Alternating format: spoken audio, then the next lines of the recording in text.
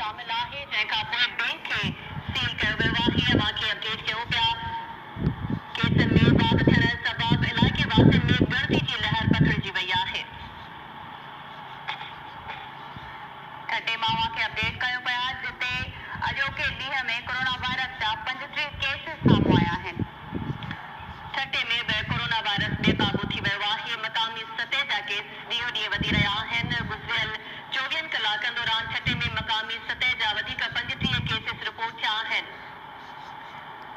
वधीक तफ़सीलात सां राब्तो कयो आहे KTN न्यूज़ जे रिपोर्टर महबूब रोही सां। जी महबूब, तफ़सील छा आहिनि?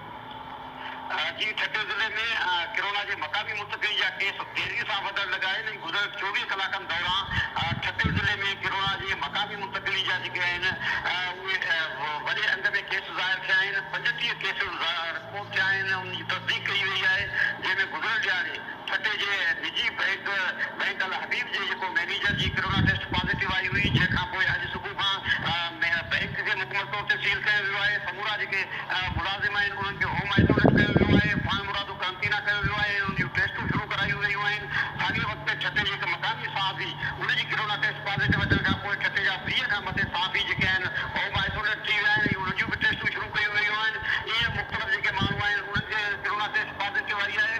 उनसां गॾोगॾु ठटे में जेका वधीक केसिस जेके आहिनि मक़ामी साहबी ऐं बैंक मैनेजर समेत 13 केसिस रिपोर्ट थिया आहिनि। साॻिए रीति जेका वर शहर में जेका सूरताल वधीक गंदी जोगी थी वई आहे, छाकाणि जो उतां जो जेको ख्वाजा कम्यूनिटी जो मुखी आहे वापारी, उनजी कोरोना टेस्ट पॉज़िटिव अचण खां पोइ जॾहिं उनजी फैमिली जे सॼे ख़ानदान जूं टेस्टूं कराई वयूं त उन मां 30 ख़ानदान जे मेंबर्स मां जेके 22 जेके ख़ानदान जा माण्हू आहिनि, जंहिंमें औरतूं आहिनि, ॿार आहिनि, उनजो अंग बि उन में शामिल आहे। ऐं पहिरियों भेरो जेके 5 औरतूं ऐं उन सां गॾोगॾु 4 मासूम ॿार आहिनि, उहे बि कोरोना में वठिजी विया आहिनि। उन ख़ानदान जा 22 माण्हू जेके आहिनि फैमिली मेंबर्स उहे कोरोना में मुतासिर थिया आहिनि। उन सभिनी खे वर शहर में ऐं वर शहर जे भरिसां ॻोठ आहे ख्वाजा कम्यूनिटी जो, उन्हनि जे घरनि में उन्हनि खे होम आइसोलेट कयो वियो आहे। उन्हनि सां वेझा तालुक रखंदड़ जेके माण्हू आहिनि उन्हनि जूं टेस्टूं शुरू करायूं वयूं आहिनि। ठटे ज़िले में मजमूई तौर ते ठटे डिस्ट्रिक्ट जे फोकल पर्सन आहे डॉक्टर जुमन नसीरानी। उन तस्दीक कई आहे त ठटे ज़िले में हाणे मक़ामी सिफ़ जा केस वधी रहिया आहिनि ऐं ख़ासि तौर ते ठटे ज़िले में हिन वक़्तु ताईं 125 केस जो अंग थी चुको आहे कोरोना मुतासिरनि जो, जिन में जेके हिन वक़्तु 87 केस एक्टिव आहिनि, जॾहिं उहे होम आइसोलेट थियल आहिनि। सिर्फ़ु 38 माण्हू अहिड़ा आहिनि जिनखे कोरोना लॻी ऐं हुन खां पोइ उहे सिहतयाब थी चुका आहिनि। जॾहिं 87 केस अहिड़ा आहिनि जेके मकामी मुंतकिली जा आहिनि ऐं उहे सभई हिन वक़्तु होम आइसोलेट थियल आहिनि। वर शहर में इहा सूरत पैदा थी आहे जो हिकु ई ख़ानदान जा जेके आहिनि 22 ॼणा कोरोना में वठिजी वञण खां पोइ जेका वर शहर में ख्वाजा कॉलोनी आहे उन इलाइक़े जा जेके माण्हू आहिनि उन्हनि पंहिंजूं टेस्टूं कराइण शुरू कराए छॾियूं आहिनि। ऐं कुझु माण्हू अहिड़ा आहिनि जिन जो तालुक कराची सां बि आहे। उहे कराची में रहंदड़ आहिनि। उहे कराची में पंहिंजे घरनि में होम आइसोलेट थी विया आहिनि त जीअं त पंहिंजूं टेस्टूं कराए सघनि।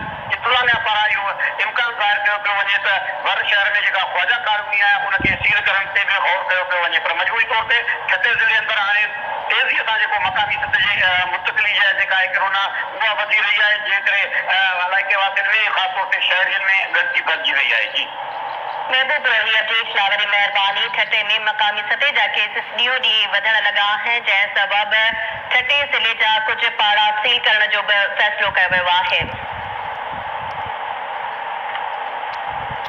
नाज़रीन, ठटे सां गॾोगॾु मुबारकपुर मां अव्हां खे अपडेट कंदासीं जिते